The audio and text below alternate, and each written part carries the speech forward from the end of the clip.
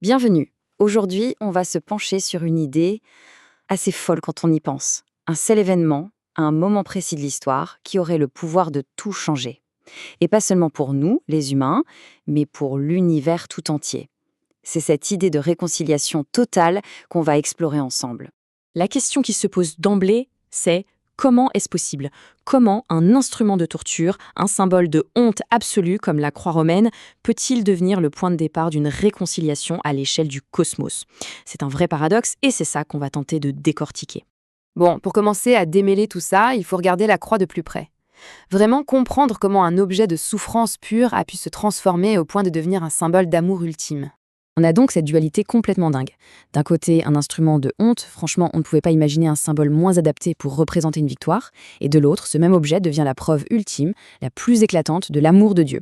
C'est un retournement de situation assez spectaculaire. Mais alors d'où vient cette puissance, capable de transformer la honte en amour? L'apôtre Paul, lui, nous donne une piste. Tout est dans ce que Christ portait en lui. Il utilise un mot bien précis pour ça, la plénitude. La plénitude, c'est un mot vraiment fort. Pour Paul, ça veut dire que tout ce qui fait que Dieu est Dieu, son essence, sa gloire, sa nature profonde, eh bien tout ça habitait entièrement en Jésus. Ce n'était pas juste une partie de Dieu, c'était la totalité de Dieu dans un corps d'homme. Et cette plénitude, ce n'est pas juste une belle idée, ça a des conséquences bien réelles. Ça inclut l'éternité, bien sûr, mais aussi la puissance de créer et surtout de recréer. Et c'est là que ça devient clé. C'est cette sagesse divine qui permet d'utiliser un instrument de mort comme la croix pour vaincre la mort elle-même. Et là, tout le paradoxe commence à prendre sens. Ok, maintenant il faut qu'on change d'échelle, qu'on zoome en arrière. Parce que cet événement, en fait, il ne concerne pas que les êtres humains sur leur petite planète. Non, sa portée est bien plus vaste. Elle est cosmique. On connaît tous à peu près ce verset, il est très célèbre. Il nous donne une clé. Dieu a aimé le monde. Mais qu'est-ce que ce mot « monde » voulait vraiment dire pour celui qui l'a écrit? C'est là que ça devient vraiment intéressant. Le mot grec utilisé dans le texte original, c'est cosmos. Et à l'époque, pour les auteurs, le cosmos, ce n'était pas juste la Terre, ça désignait la totalité de la création, l'univers dans son ensemble. L'amour et la réconciliation dont on parle ici sont donc pensés à une échelle universelle. Et Paul est très clair là-dessus.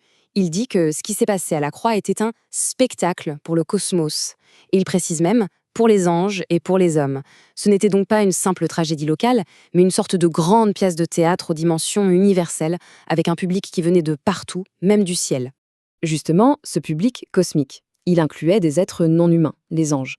Alors, essayons une seconde de nous mettre à leur place, d'imaginer la scène de leur point de vue. Qu'est-ce qu'ils ont bien pu voir et surtout, qu'est-ce qu'ils ont bien pu comprendre? Alors, imaginez la scène. Le ciel tout entier est en état de choc. Les anges, des êtres d'une intelligence qu'on ne peut même pas concevoir, regardent la scène avec douleur, avec stupéfaction. Ils ne comprennent pas. Leur créateur, celui qu'ils adorent et qu'ils servent, est en train de se faire exécuter de la manière la plus humiliante qui soit. Pour eux, le plan divin est un mystère total à ce moment-là.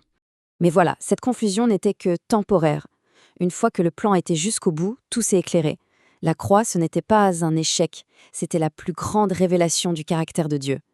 Un mélange parfait d'amour, de justice et de sagesse. C'est une leçon qui en fait s'adressait à tout l'univers. Et tout ça, ça nous amène au point culminant de ce drame cosmique, au dernier mot prononcé depuis la croix. À cet instant précis, on nous dit que Christ voyait au-delà de sa propre souffrance. Son regard, en fait, portait sur toutes les conséquences de son acte, pour l'éternité. La réconciliation de l'univers, la preuve ultime de l'amour de son Père et la défaite finale de tout ce qui s'y opposait. Et c'est avec cette vision cosmique en tête qu'il prononce ces mots. Tout est accompli. Attention, ce n'est pas le cri d'un homme qui abandonne, d'un vaincu. C'est la déclaration d'un vainqueur. La mission est terminée. Le plan de réconciliation pour l'univers tout entier vient de trouver son point final. Alors, qu'est-ce qu'on fait de tout ça? Si la croix n'est pas juste un événement historique lointain, mais bien un acte qui a réconcilié l'univers entier, quel est son écho dans nos vies, ici et maintenant? C'est peut-être au fond la question la plus importante de toutes.